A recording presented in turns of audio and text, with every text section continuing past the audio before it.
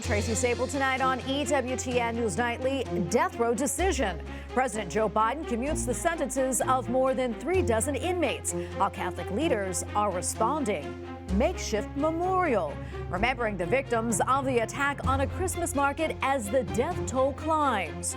Swiss Miss, a possible new role for a former U.S. ambassador to the Holy See. Plus, a real turnoff. A church leader in Ohio is asking the faithful to put aside 15 minutes every day to possibly save our souls. These stories and more tonight. From EWTN, the Global Catholic Network, this is EWTN News Nightly. Thank you for being with us. Our top story tonight, President Joe Biden, who leaves office next month, commuted the sentences today of 37 out of 40 inmates on federal death row. Those convicted killers, the president says, will instead sit behind bars without the possibility of parole. He released a statement this morning explaining his decision, which comes just weeks before President-elect Donald Trump, an outspoken proponent of expanding capital punishment, moves back into the Oval Office. White House correspondent Owen Jensen reports. Owen. Tracy, in his statement, President Joe Biden said, quote, "In good conscience, I cannot stand back and let a new administration resume executions that I halted," end quote. But this afternoon, Donald Trump ripped Biden, calling it an abhorrent decision, adding it's a slap in the face to the victims, their families, and their loved ones. In making his announcement, President Joe Biden writes in part, "These commutations are consistent with the moratorium my administration has imposed on federal executions in cases other than terrorism and hate-motivated mass murder. Make no mistake, I condemn these murderers, but guided by my conscience, I am more convinced than ever that we must stop the use of the death penalty at the federal level." Arkansas Senator Tom Cotton blasted Biden over the move, calling it truly appalling. So Joe Biden was willing to commute every death sentence on federal death row except for the most politically inconvenient murderers. So what message does that send to those 37 families and their friends and their fellow police officers who were shot or killed or tortured in cold blood? The move spares the lives of people convicted in killings, including the murders of police and military officers, people on federal land, and those involved in deadly bank robberies or drug deals, as well as the killings of guards or prisoners in federal facilities. Delaware Senator Chris Coons said he encouraged the president to seriously consider the commutations. He believes there are some real questions about the fairness and the process of the death penalty in the United States, saying just yesterday, "These are people who should never be out of prison." But Pope Francis has called on President Biden, as have many other criminal justice reform leaders, faith leaders, to step aside from federal death penalties. President-elect Donald Trump, who takes office on January 20th, has spoken frequently of expanding executions. During his first term as president, Trump also advocated for the death penalty for drug dealers. In Aurora, Colorado in October, he told supporters, "And I'm hereby calling for the death penalty for any migrant that kills an American citizen or a law enforcement officer." Now, Tom Cotton also said, quote, "Joe Biden is using his last days in office to spare the worst monsters in America. These killers were sentenced to death by a jury of their peers," end quote. Meanwhile, 3 federal inmates are still facing execution. Dylan Roof, who killed 9 black people at a South Carolina church, the Boston Marathon bomber Dzhokhar Tsarnaev, and Robert Bowers, who killed 11 congregants at a synagogue in Pittsburgh, the deadliest anti-Semitic attack in U.S. history. Tracy? All right, thank you so much for that, Owen. And while many are critical of President Biden's decision to commute the sentences of nearly every convicted felon on death row, the commutations are an answered prayer for many, including Pope Francis, who prayed for the commutations of the sentences during his Angelus earlier this month. Mi viene today al cuore chiedere a tutti voi di pregare. It comes to my heart to ask all of you per I detenuti to pray for the inmates in the United States sono al corridoio della morte. Who are in the death corridor. Credo che sono 13 o 15. Let us pray for their sentence to be commuted, changed.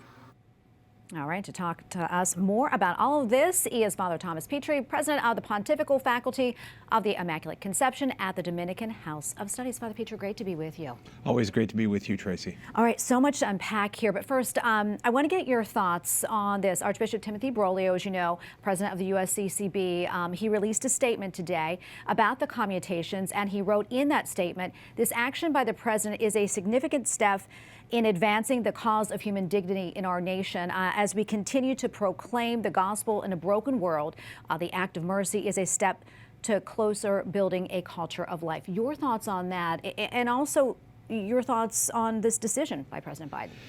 Well, of course, the Church's traditional doctrinal teaching is that states do have a right to recourse to the death penalty, especially for heinous crimes in which guilt is absolutely known. But the last several popes, going back at least to Pope St. Paul VI, have expressed reservations. And of course, Pope Francis has expressed reservations of the death penalty in the strongest of terms.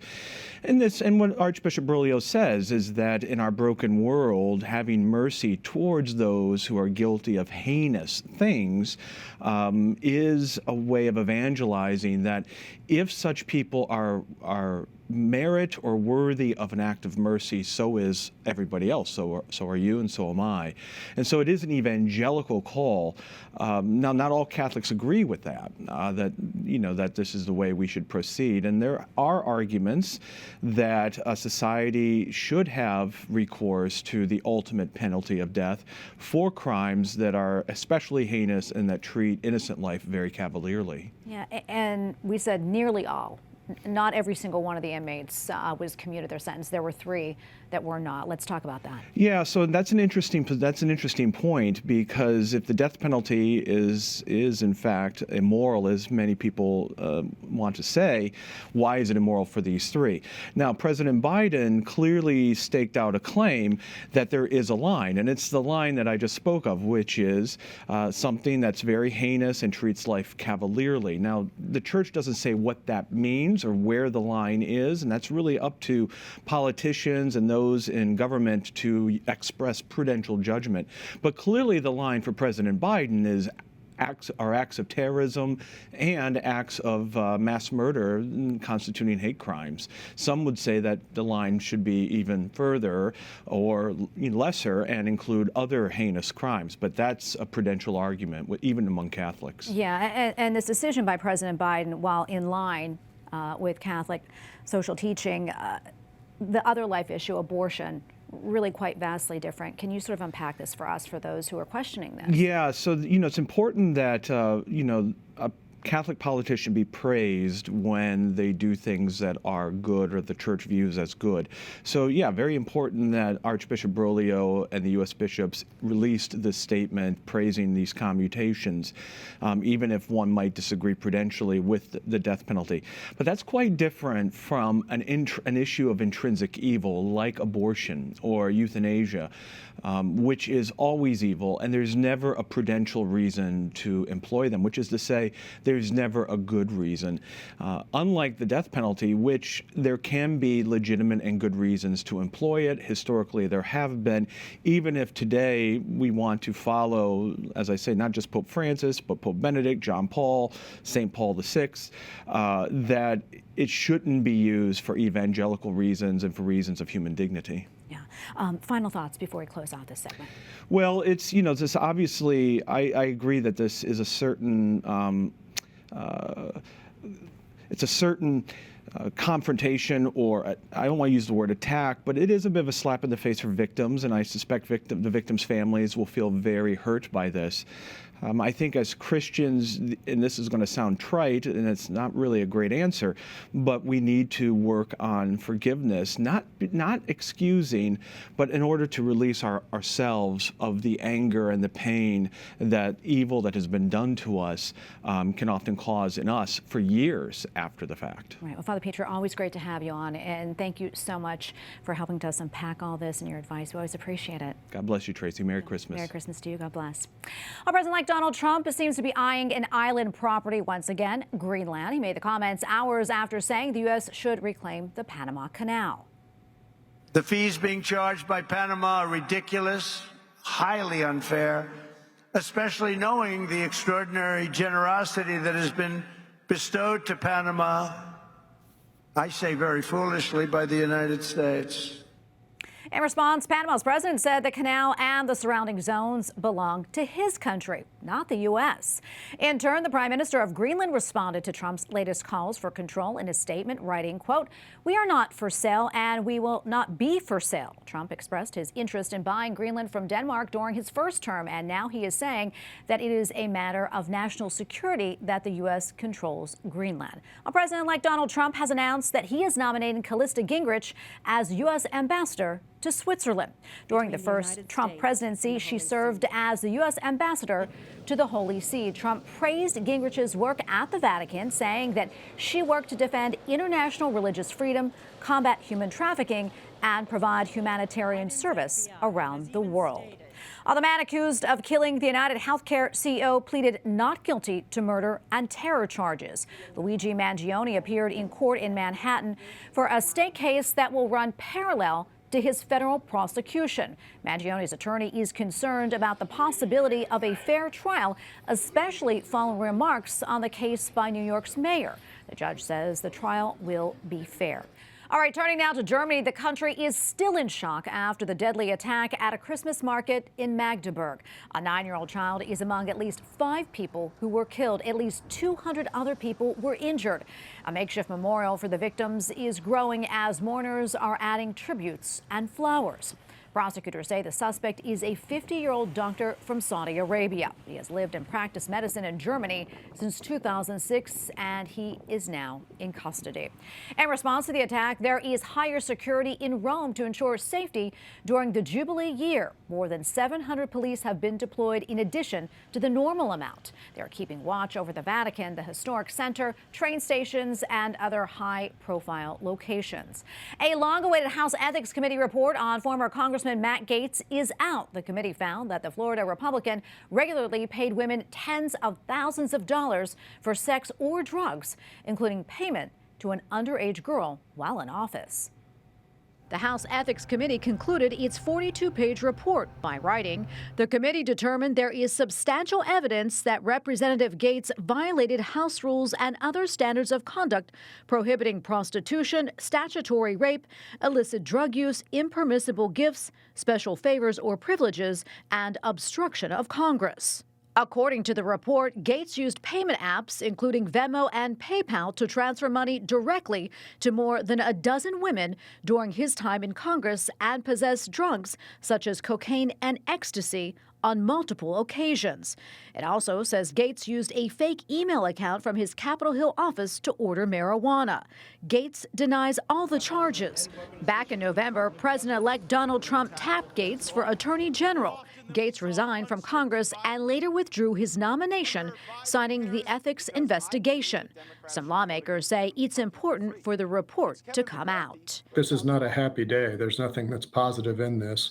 I'm happy only in the sense that the House has to hold itself to a higher ethical standard if we're to be, have the trust of the American people. Others called on the Ethics Committee to release all previously unpublished reports. Release all of them. I think if it's good for the goose, it's good for the gander. Why are they hiding all the others? Why are they protecting powerful members, former powerful, that are still powerful on this Capitol Hill? Last year, the Justice Department decided to drop charges in sex trafficking allegations against him. Gaetz called the DOJ's probe a political witch hunt. Maybe special counsel to go after the insider trading from my former colleagues in Congress. It seems I may not have had enough support in the United States Senate. Maybe I'll just run for Marco Rubio's vacant seat in the United States Senate and join some of those folks. Gaetz had filed a civil claim in federal court to halt the release of the report. Among other things, Gaetz argued media coverage would be immediate and widespread. The committee's release of the report reversed an earlier decision not to make public the results of its investigation.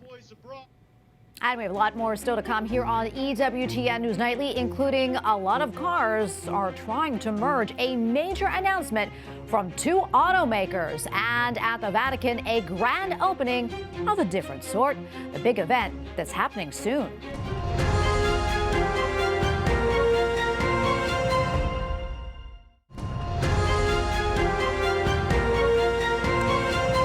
Two titans in the auto industry are planning to join forces. Japanese automakers Honda and Nissan have announced that they are working toward a merger. The move would create the world's third largest automaker by sales. The two companies say that they have signed a memo of understanding. They also say that Mitsubishi Motors, a smaller Nissan Alliance member, has agreed to join the talks on integrating their businesses. Automakers in Japan have lagged behind their bigger rivals in electric vehicles. Tomorrow night at the Vatican is more than the traditional Christmas Eve Mass with the Holy Father. It will also feature an opening act. EWTN Vatican journalist Magdalena Walensky-Reedy tells us more about the Holy Door. Ci ricorda le parole, il modo in maniera molto This moment will remind us strongly of Pope Francis's words. This will be a year of grace and forgiveness, recalling the words of the prophet Isaiah. That moment will make Christmas Eve in St. Peter's Basilica even more special. Pope Francis will open the Holy Door at the Vatican, inaugurating the Jubilee of Hope. It only occurs every 25 years to mark the start of an ordinary holy year. The last time it happened was in 2000 with Pope St. John Paul II. There is a special and spiritual dimension at St. Peter's because we can live here the passage of the Holy Door in the house of the Pope, in the house of the Apostle Peter. Following a centuries-old tradition, the four holy doors of Rome's major basilicas are opened each Jubilee. Since 1500, according to the custom established by Pope Alexander VI, the Holy Door of St. Peter's Basilica has been the first to open, with the other basilicas following in succession. St. Peter's is the heart of Christianity. There is the tomb of the Prince of the Apostles, a man who somewhat mirrors our lives, reflects our frailties, even our betrayals, but also our desire to get back up and start again, and follow the Lord Jesus with more and more enthusiasm. For this reason, St. Peter's door has a particular and profound meaning, even though 500 years ago it was just a tiny side door on the far right of the St. Peter's Basilica. You have to remember that it was not the present basilica, but the ancient one and the portico. That sixth door, a little door used to be called the Porta Parvula, or the Golden Door, and the little door was used only for the Holy Year. Our EWTN team explored the hidden archives of St. Peter's Basilica, nestled beneath its roof, and admired the only surviving images from the ancient era. Here's the first map depicting the Vatican area, featuring the ancient circus of Nero.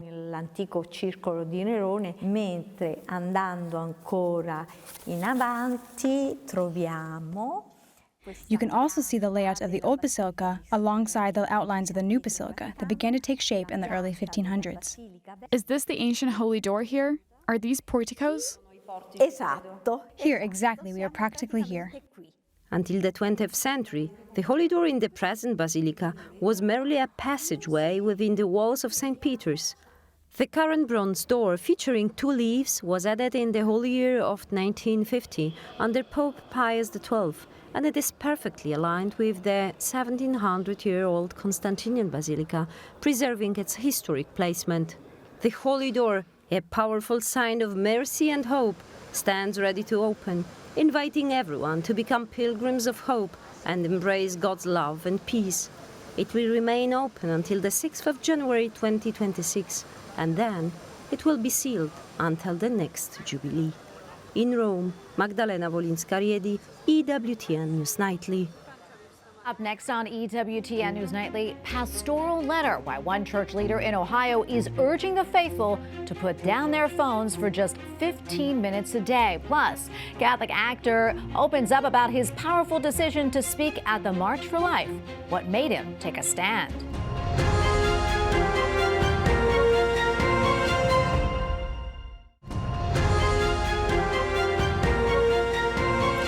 Pope Francis says that a child is never a mistake. Benediciamo le mamme e diamo lode a Dio per il miracolo della vita. The Holy Father delivered his Sunday address via live stream because he had a cold, but he still went through the traditional blessing of baby Jesus figures that will appear in nativity scenes all around the world. Want a new interview? Catholic actor Jonathan Rumi talks about his decision to speak at the March for Life 2 years ago. I believe in the sanctity of life from the moment of conception. For me, it's a spiritual thing that has been usurped and turned into a political weapon that divides people in such a way where they no longer see the spirituality of the issue. Rumi, of course, is best known for his portrayal of Jesus on the TV series The Chosen. This year's March for Life will be held on January 24th, and EWTN will have complete coverage of this year's event. Well, finally, tonight, a church leader in Ohio is asking the faithful in his diocese to spend 15 minutes each day in prayer and reflection. In an open letter to the faithful of Cleveland, Bishop Edward Malesic says that it will be a great benefit to put down our phones and take a rest in the Lord. The secular workday, school schedules, and the challenges of raising a family can be all-encompassing, leaving us feeling pressed for time. As your bishop, I am convinced that none of those things will matter or be effective if we are not serious about deepening our friendship with God. And joining us now is Bishop Edward Malesic from the Diocese of Cleveland. Your Excellency, wonderful to be with you today. We really appreciate it. Merry Christmas to you. Merry Christmas. So first off, tell us why you decided to write this letter and about the timing of it. Why now? You know, I've been here for 4 years. People, ever since I came, they always, and this is typical, people say, well, what's your vision for the diocese? And I always said, well, the vision is for the diocese is the vision that Jesus has for our diocese, and we have to figure out how to bring that vision about into reality. So after 4 years and going to different parishes, I decided to write a letter from my heart to the people that I've come to love and the people that I serve. And it's simply a letter that encourages them to draw closer to Jesus in their relationship with Jesus. I think that's just so important to do, that, you know, we're not going to have a flourishing church if the people are not centered and rooted in Christ. So it's I think a very basic letter trying to encourage people to give some time to prayer, to gather together in small groups, to share faith, because when we're together, our faith is increased, to reflect on their own story and then tell the story. Why am I Catholic? Why do I love the Lord? Being able to express that to others, whether that's co-workers or family members, and then to form parishes that I always talk the 3 major reasons for a parish is worship, evangelization, and service. Yeah, so important. I know you mentioned putting down our phones for 15 minutes every day as a way to pray. Unless you're using an app. There's a lot of good apps out there, so that's okay, but not to be distracted. You know, it is crazy. We're so distracted these days. Yeah. Talk to us more about that. I mean, just being silent. And do you have any other more practical advice for the faithful, too, to spend more time with our Lord each day? Yeah, absolutely. Well, first of all, I mean, I often tell people, even in the car, turn off the radio in the morning if you're going to work. You don't need to hear all that. Just kind of be in silence. Let the Lord speak to you. Let the Lord love you. Certainly, there's a lot of different ways to pray with scriptures, whether that's reading through one of the Gospels or one of the letters of St. Paul. There are many things that do, you know, involve looking at screens. We have apps that are very popular these days, but don't just read the app. You know, after you read that reflection, then put it down and just be in silence and let the Lord talk to you. How has the Lord been speaking to you through these reflections? Here in the Diocese of Cleveland, we have a wonderful thing called My Daily Prayers, and I know a lot of people are listening to those. And it's a simple reflection followed by very traditional prayers. It takes about 8 to 10 minutes, but then after those 8 to 10 minutes, you know, to just kind of sit in silence, and whether that's with a cup of coffee or tea or just looking out the window and then letting the Lord love you. Letting the Lord, you know, we are children of God, and the Lord wants to love us. Yeah, I love that so much. And sometimes people say, well, I can't find time in the day. Well, you can find 15 minutes. Well, I preached a homily once when I was a pastor of a small parish, Holy Infant Parish, now outside of Steinstown. But I preached a sermon once and people said at home, I said, if you are too busy to pray, you are too busy. Yeah. Absolutely. I'm curious, Your Excellency, what's been the response to this? I was at Mass yesterday. I had Mass yesterday here at the cathedral. A young man came up and said, I read your letter. Will you sign it for me? I want your autograph. So I said, sure. No problem doing that. So it's been a very, very positive response. I think the clergy of the diocese have remarked that it's good. And it's a simple letter. There's nothing, I don't know if there's anything profound about it. Just pray, and pray, gather together, reflect on why you're Christian, why you're Catholic, why you love the Lord, share it, and then go out on mission.